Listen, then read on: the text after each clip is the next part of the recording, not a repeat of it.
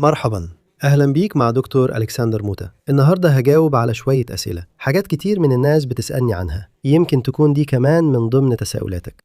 النهاردة هنجاوب على سؤال بيدرو الأول. بيدرو بيقول كده: بقالي فترة عندي التهاب كيسي، وجربت 3 أو 4 أو حتى 34 علاج بمضادات الالتهاب، بس مفيش حاجة نفعت. حاسس إن أعصابي في دراعي بتتقلص، وده بيصعب عليا الحركة، وعندي وجع شديد ومش عارف أعمل إيه تاني. كمان جيسي سألت: مساء الخير يا دكتور، أنا حاسة بألم شديد في كتفي، وعندي التهاب أوتار والتهاب كيسي. دراعي بيضمر وأنا بعمل علاج طبيعي، بس مش شايف أي نتيجة. الألم شديد لدرجة إني ممكن أعيط. أيوة، الالتهاب الكيسي فعلا بيعمل كده، خصوصا لما ما نكونش فاهمين هو إيه ومش عارفين نتعامل معاه بالطريقة الصح. طيب يلا بينا. أول حاجة، إيه هو الالتهاب الكيسي؟ في جسمنا فيه شوية أكياس صغيرة فيها سائل بتساعد في الحركة السلسة. كل مرة يكون في تركيب زي وتر أو عظمة بيتحركوا جنب بعض. ممكن يكون في كيس زلالي زي المساعد كده، وده اللي بنسميه الالتهاب الكيسي. نفس السائل أو نفس الشحم زي ما بنقول اللي موجود جوه المفاصل وبيساعدها تتحرك، موجود برضو جوه الأكياس الصغيرة دي. وفي الكتف في شوية من الأكياس دي اللي ممكن تلتهب. أكتر واحدة، تخيل معايا كده، يلا بينا. أنا عندي هنا الناتئ الأخرمي اللي هو العظمة اللي جزء من لوح الكتف،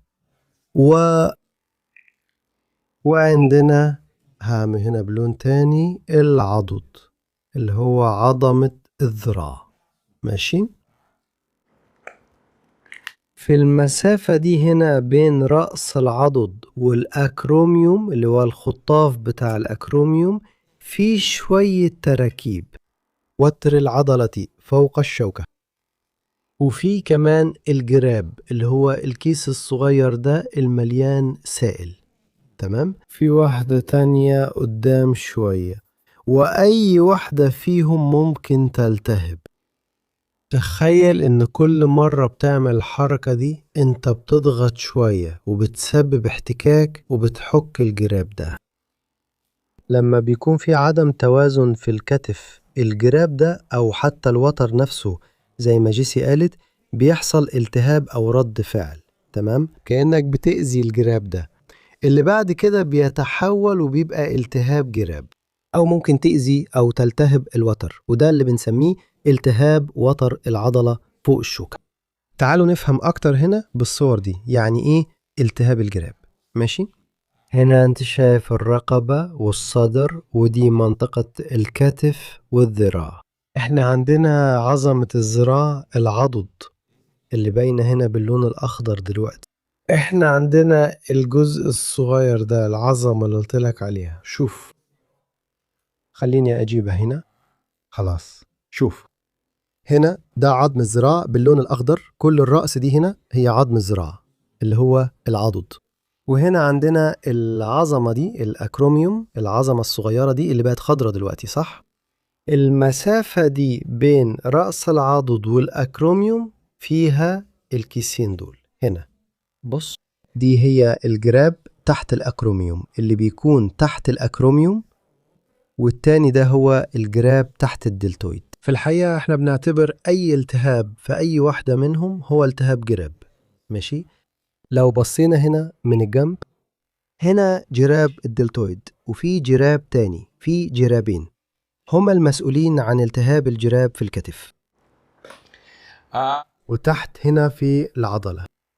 خليني أوريك هنا شوية. هشيل هنا الكيس الزلالي شوية، وهتشوف هنا إن فيه وتر عضلة فوق الشوكة.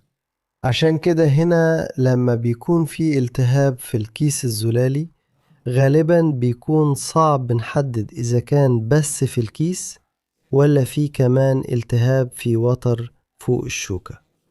ماشي؟ طيب خلينا هنا نتكلم بس عن الكيس الزلالي. طيب بس يا دكتور ألكسندر موتى، إزاي أعرف إن عندي التهاب في الكيس الزلالي؟ إزاي الدكتور هيعرف؟ وإزاي أنا ممكن أشك في كده؟ لو عندك ألم في الكتف وبيزيد خصوصا لما ترفع دراعك لفوق راسك. يعني لما تعدي 90 درجة أو الوجع ده اللي حسب الوضعية بيزيد، ساعات بتصحى من النوم وعندك ألم، ممكن يكون عندك التهاب كيس زلالي. هتروح للدكتور أو أخصائي الأوستيوباثي أو أخصائي العلاج الطبيعي، وهو هيعمل شوية اختبارات عشان يعرف إذا كان عندك التهاب كيس زلالي. ممكن يطلب منك شوية تحاليل عشان يفرق بينهم، لأن في حالة جيسي مثلا هي عندها التهاب كيس زلالي وعندها كمان التهاب أوتار. أحيانا بيكون صعب، بس من خلال النظر أو شوية اختبارات نعرف إذا كانت المشكلة في الكيس الزلالي ولا في الوتر. صح. في الحقيقة ما فيش مشكلة في كده، لو الالتهاب في الكيس الزلالي ولا لو الالتهاب في الوتر. والدكتور ممكن يطلب منك شوية تحاليل.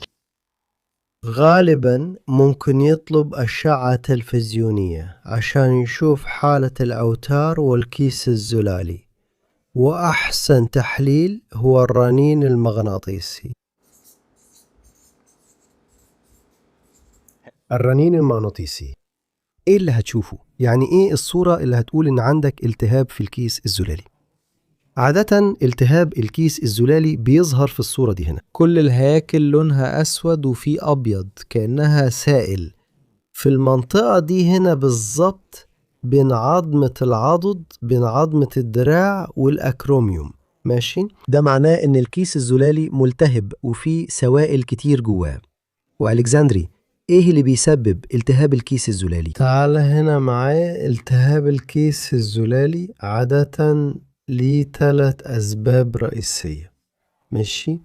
هقول لك كل واحدة منهم، وهقول لك إزاي نقدر نستخدم الحركة الصح عشان نحسن الموضوع ده. أول سبب وكمان هو الأكثر شيوعا هو عدم التوازن. عدم التوازن الميكانيكي، عدم توازن الحركة، وعدم توازن الشد. ألكسندر، أنت بتتكلم كتير عن عدم التوازن ده، إيه هو وبيشتغل إزاي؟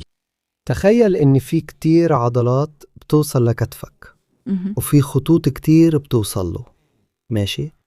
لما بيكون في عدم توازن كأن في عضلات معينة بتكون مشدودة أكتر وبتشد الكتف ناحية معينة، وعضلات تانية بتكون أضعف وبتشد أقل.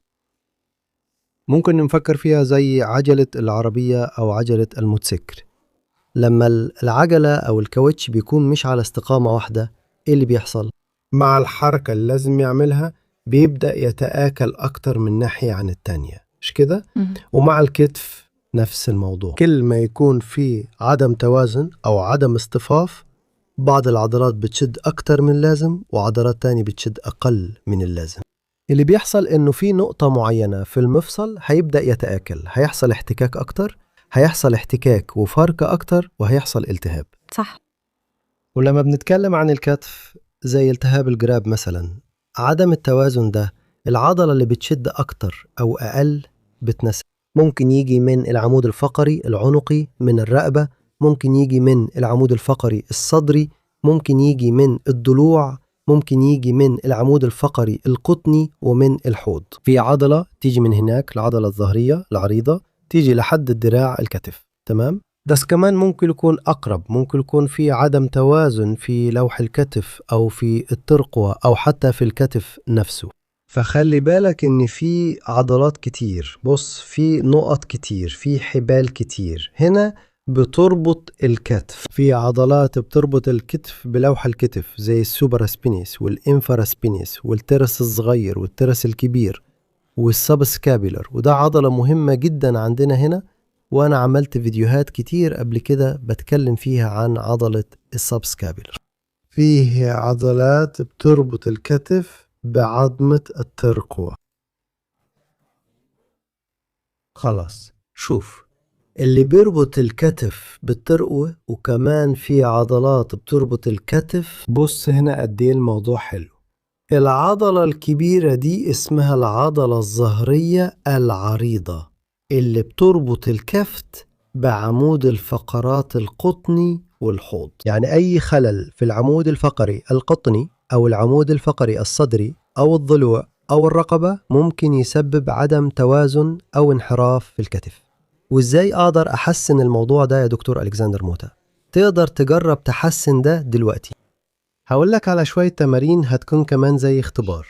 ماشي؟ أول تمرين هنحسن حركة لوح الكتف وعظمة الترقوة.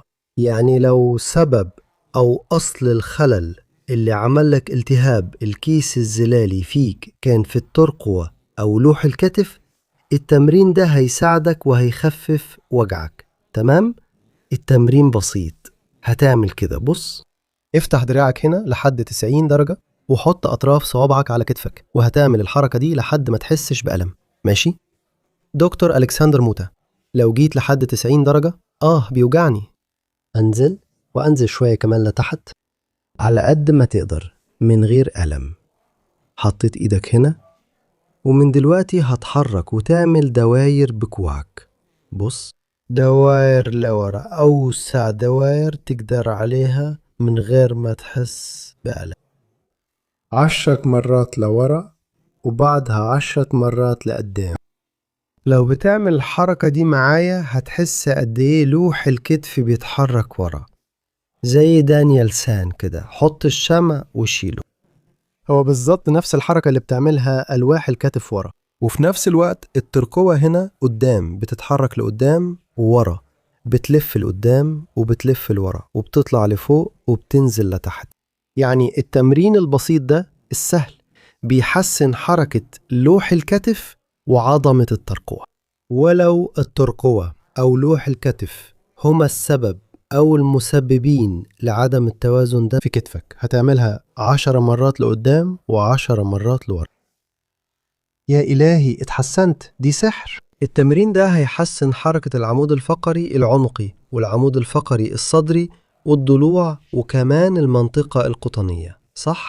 يبقى تمرين بسيط. هتحتاج كرسي ويكون ظهر الكرسي تقريبا في مستوى لوح الكتف، صح؟ هتقعد بحيث الحوض يكون ثابت كويس والمؤخرة لامسة ظهر الكرسي والعمود الفقري كله لامس ومرتكز على ظهر الكرسي. ماشي؟ ما ينفعش تسيب أسفل ظهرك يبعد، وما ينفعش تقعد بعيد عن ظهر الكرسي. اتثبتت كويس على الكرسي. من هني شبك صوابعك، خليهم متقاطعين وحطهم ورا رقبتك وقربهم شوية، وحاول تهيب كوعيك لقدام. ده مهم علشان لو ما عملتش الحركة دي أو حطيت إيدك بأي طريقة أو كوعك مفتوح، اللي هيحصل إنه لما تميل لورا هتعمل حركة أكتر برقبتك وأقل بصدرك أو بجسمك. تمام؟ وكمان لما تشبك صوابعك كده، الإيد دي بتساعد حتى إنها تشد رقبتك شوية، كأنك بتعمل تمرين استطالة. يعني بص، شبكت صوابعك، سندتهم على رقبتك، جبت كوعيك لقدام وهتميل لورا لحد ما تحس براحة. ميلت، خد نفس وتطلعه وارجع تاني. هتعمل الحركة دي 10 مرات. بص، ميل وارجع تاني، ميل وارجع تاني. المرة الرابعة طلع الهواء وارجع تاني. ميل جسمك،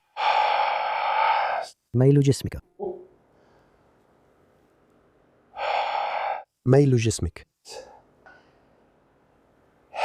حكاية إن تطلع الهواء دي مهمة لأنك بتساعد شوية في تحسين حركة الضلوع، ولما بتحسنها بتطول الحجاب الحاجز، فأنت كده بتفرد الحجاب الحاجز هنا مع كل عضلات قدام العمود الفقري، وبتطلع الهواء كأنك بتعمل استطالة زيادة شوية.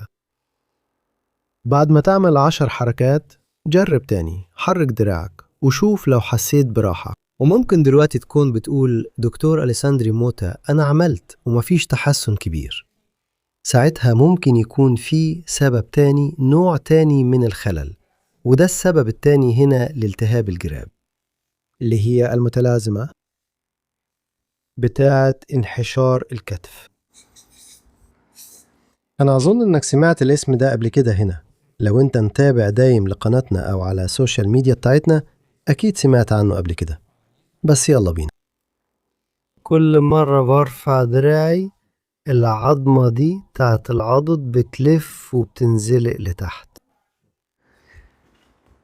فكر معايا كده، أنا عندي هنا دي عظمة دراعي، ده دراعي اليمين أهو. عظمة الدراع هتتصل هنا مع لوح الكتف، وفوق هنا في العظمة اللي اسمها الأكروميوم. عشان أرفع دراعي لازم العظمة تلف وتنزلق لتحت، واخد بالك؟ لو مفيش الحركة دي اللي بتنزلق لتحت، العظمة هتطلع لفوق وتخبط وتضغط وتقلل المسافة اللي بيعدي منها الوتر. وكمان في الجراب الزلالي، يعني متلازمة الاصطدام هي بالظبط كده. حركة كتفك بتبقى محدودة، وكل مرة بتحرك فيها كتفك بتسبب الاصطدام ده. الموضوع بسيط كده. عشان تحسن الموضوع ده أو عشان تختبر إذا كان عندك متلازمة الاصطدام أو لو هي السبب في التهاب الكيس الزلالي عندك، هتعمل كده. طيب عشان تختبر أو تحسن موضوع متلازمة الاصطدام في كتفك، هتحتاج كرسي. هتمسك هنا كده في مقعد الكرسي، ويفضل ما تستخدمش الكراسي اللي فيها مسند للذراع، لأنك لو استخدمت كرسي فيه مسند للذراع ممكن تأذي ذراعك هنا، أو لو مسكت من بره هتأذي نفسك هنا. تمام؟ كرسي من غير مسند للذراعين، من غير دعم للذراعين، تمسك هنا في مقعد الكرسي وظهرك يكون في وضعية كويسة ومريحة. ترخي كتفك، ترخي دراعك، والقوة الوحيدة اللي هتستخدمها هتكون في إيدك عشان ما تسيبش إيدك تفلت. تمام؟ مسكت، ميل الناحية التانية وارجع تاني. هتعمل الحركة دي 30 مرة لحد المكان اللي ما يوجعكش. ألكسندر هنا كده، بتوجع، انت بتروح بعيد قوي. روح لحد المكان اللي يبقى مريح وارجع تاني 30 مرة. المهم هنا هو الحركة والإيقاع اللي انت بتديه، ماشي؟ لو فضلت كتفك مسترخي لما تميل للناحية التانية، انت كده بتتزحلق. فاكر الحركة الصغيرة اللي قلتلك عليها؟ انت بتزحلق العضد لتحت كأنك بتحط شحم بين قوسين في مفصل الكتف، وكمان بتفتح مساحة بين الأخرم وعظمة الذراع، صح؟ المهم هنا هو الإيقاع. 1 2 3 3. وكمان الاسترخاء. ومش القوة اللي بتحطها، مش لازم تضغط على نفسك علشان تحاول تروح أكتر. 30 مرة. خلصت 30 مرة، حرك. شوف لو كتفك بقى أخف، لو قادر تحرك كتفك أكتر من غير ما تحس بألم. ولحد دلوقتي أنا متأكد إن أغلب الناس حسوا بالراحة، وبدأت تلاحظ إن ممكن يكون في ألم أو التهاب في مكان معين في جسمك، بس سببه يكون في أماكن تانية في جسمك، صح كده؟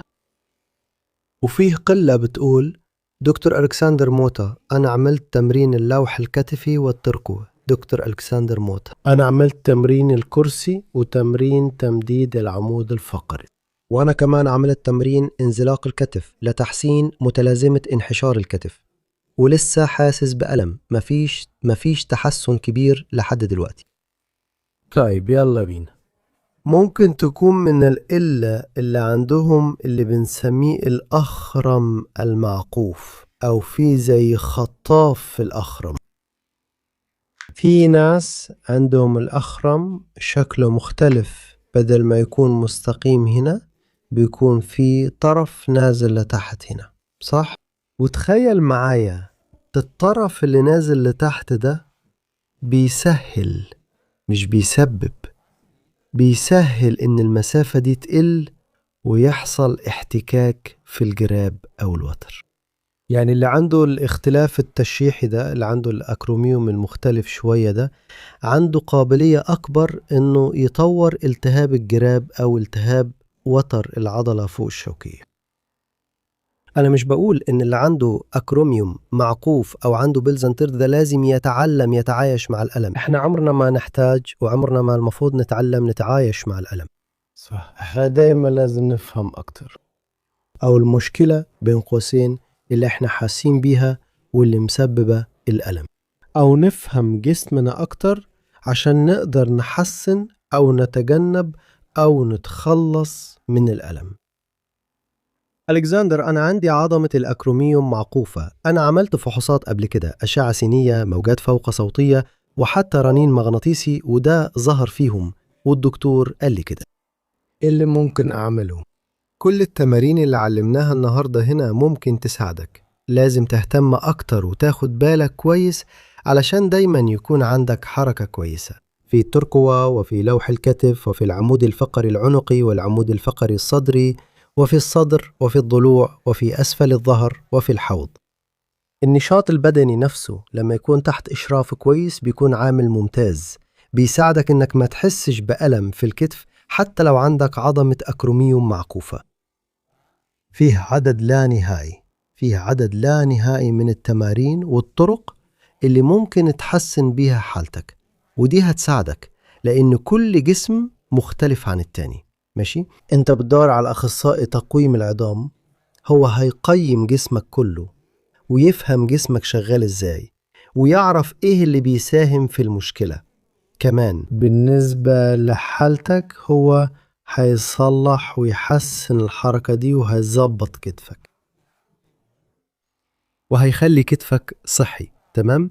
وممكن كمان يديك شوية تمارين تعملها في البيت، بس كل التمارين ممكن تساعدك، بس التمرين ده بالذات هو الأفضل ليك في حالتك. لازم تعمل ده كل يوم 3 مرات في اليوم، أو تعمله مرة واحدة في اليوم، أو تعمله قبل ما، مش عارف يعني يا أستاذ، قبل ما تروح الشغل وتكتب على السبورة، لأنك بتعمل الحركة دي كتير وبتأثر عليك، صح؟ لازم تعمل التمرين ده قبل وبعد. يعني التعليمات دي هتخليك ما تحسش بالألم ده وما يجيلكش التهاب الجراب أو التهاب الأوتار، ولو حصل هيكون بسيط وتقدر تتحكم فيه. ودلوقتي سؤال تاني هنا من خيمي شخمان من خيمي. دكتور، في دواء ممكن أخده عشان يخفف ألم التهاب الجراب أو الالتهاب؟ دراع حركته محدودة. جيمي، بص يا سيدي، أنا أخصائي علاج طبيعي وأخصائي أوستيوباثي، أنا مش بشتغل بالأدوية. تمام؟ عادة في حالة التهاب الجراب، سواء كان بسبب أي سبب من الثلاثة دول، الدواء بيساعد يقلل الالتهاب وبيساعد يقلل الألم.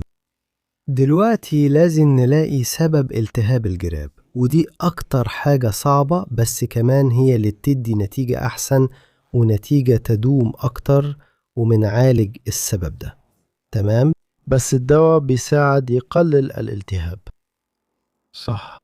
طيب لو في حالتك مضادات الالتهاب والمسكنات مش نافعين، في ناس كتير بتوصل لحد انها تعمل حقن موضعي، يعني بيحقنوا الدواء مباشرة جوه الكيس الزلالي او قريب منه، وده مش بيساعد لانك كده مش بتعالج السبب الرئيسي. فاهم؟ الموضوع بالنسبة لي واضح جدا ومنطقي جدا. لو أخدت الدواء اللي المفروض يقلل الالتهاب والالتهاب ما قلش، يبقى أنت لسه معرفتش السبب. في حاجة تانية في جسمك، غالبا عدم توازن في الحركة أو في الشد أو اختلال ميكانيكي، هي اللي بتسبب أو بتساهم في الألم ده. وطول ما أنت مش مظبط كتفك بين قوسين، المشكلة مش هتتحل. تمام؟ الدواء مش هيجيب نتيجة. فاهم؟ في حاجة تانية أنا متأكد إن يمكن حد فعلا كتبها هنا في التعليقات. ألكسندر، أستخدم كمادات دافية ولا أستخدم تلج؟ أستخدم إيه على كتفي؟ يلا بينا.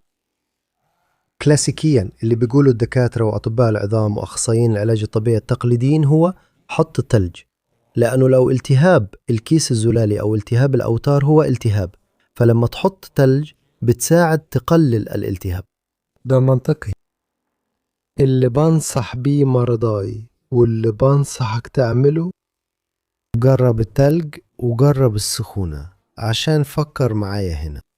التلج بيساعد يقلل الالتهاب زي مضاد الالتهاب. ماشي؟ لو في حالتك تقليل الالتهاب بس مش هيساعد، التلج برضو مش هيساعد. كمان التلج بيساعد يشد العضلات، لو في أي عدم توازن أو أي انحراف في كتفك أو عندك مشكلة متلازمة انحشار الكتف، التلج هيشد وهيزود عدم التوازن ده. يعني الشخص ده الدكتور أو أخصائي العلاج الطبيعي طلب مني أحط تلج، بس أول ما أشيل التلج وأبدأ أعمل حاجتي بحس بألم شديد. في الحالة دي التلج مش مناسب ليك. أما الكمادات الدافية لما تحطها بتريح العضلات وبتزود تدفق الدم، يعني الجسم بيقدر يحارب الالتهاب ده بشكل أفضل، والمفصل نفسه بيتحرك بسهولة أكتر. يعني السخونة أو الكمادات الدافية بتساعد تقلل الخلل ومتلازمة الاحتكاك، صح؟ يعني لو ده حالك، لو استخدمت التلج هتسوق، سواء وانت بتحط التلج أو بعدين، وهتتحسن مع السخونة.